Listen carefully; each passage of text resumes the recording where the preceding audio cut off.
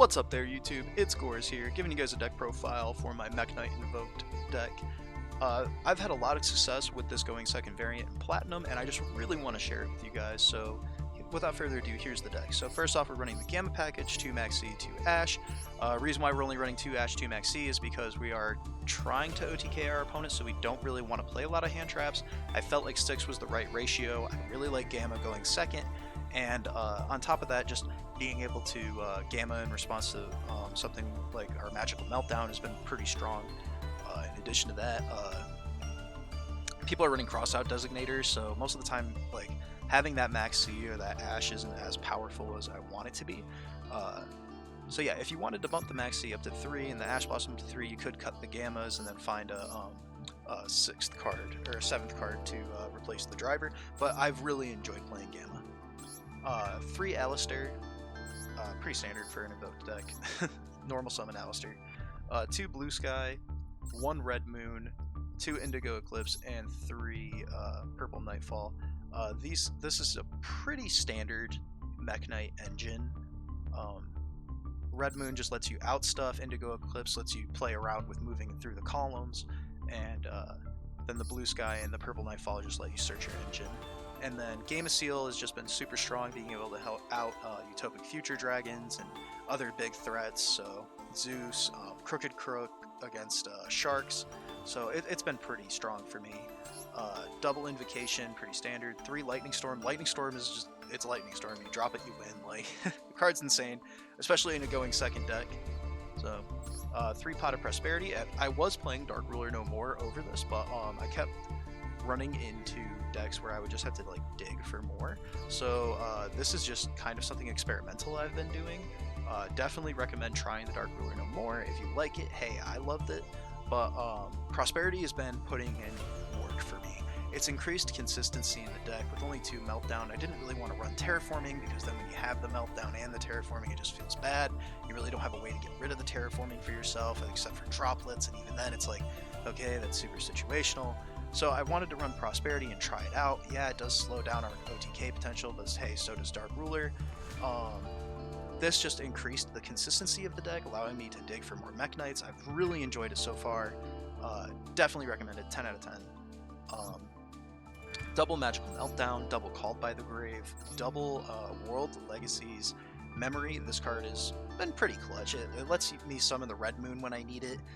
Most of the time we can do some cool, cheeky plays with Mekk-knights and the Nightmares, forcing them to negate the Nightmares, and then World Legacy's Memory, summon the Red Moon, pop the card that negated us anyway, or you can do some stuff with the Trap card. We'll get into that in a second. Double Forbidden Droplets, it's Droplets. This card is phenomenal, this format.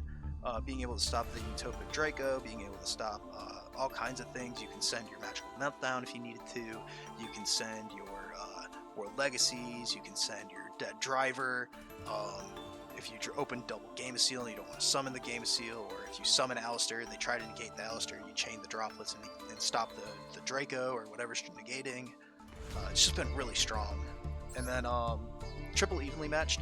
Evenly Matched is it's evenly matched. It's the same thing as Lightning Storm. Like, you drop it and most of the time you're gonna win. Granted, you're gonna have to go to your main phase too, but hey, it happens. You know, it's better than losing. Next up we have World Legacy Secret. This card's awesome. Being able to bring back Makaba, being able to bring back Indigo or Purple Nightfall. Bringing back Indigo with it's really strong because you can bring back the Indigo and then move the Indigo around and just keep negating their column, which is really strong. And then being able to play around with the World Legacy's Memory as well.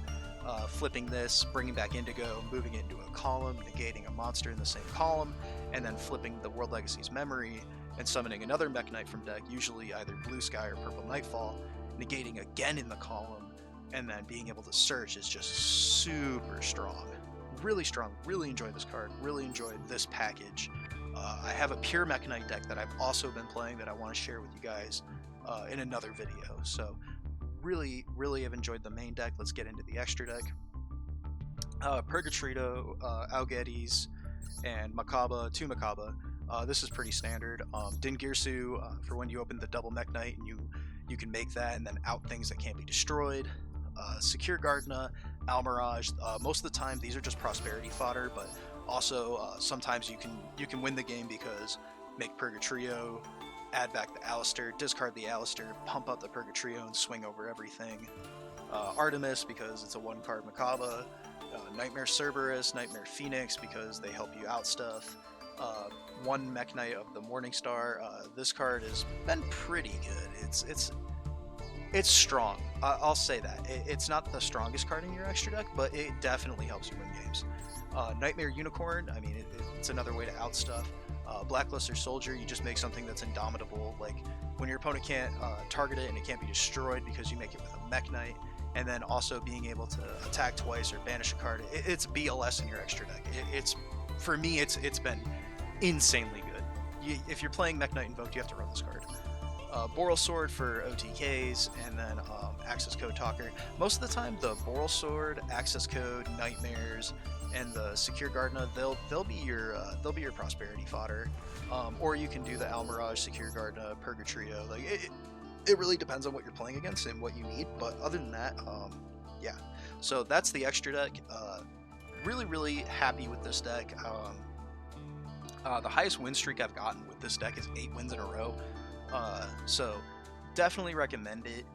Dark Ruler was really strong, so if you want to run Dark Ruler, I definitely recommend it. But Prosperity has been beautiful in this deck. So yeah, thank you guys for tuning in. That has been the Mekk-knight Invoked deck. Make sure you guys like, comment, and subscribe, and I'll see you guys later.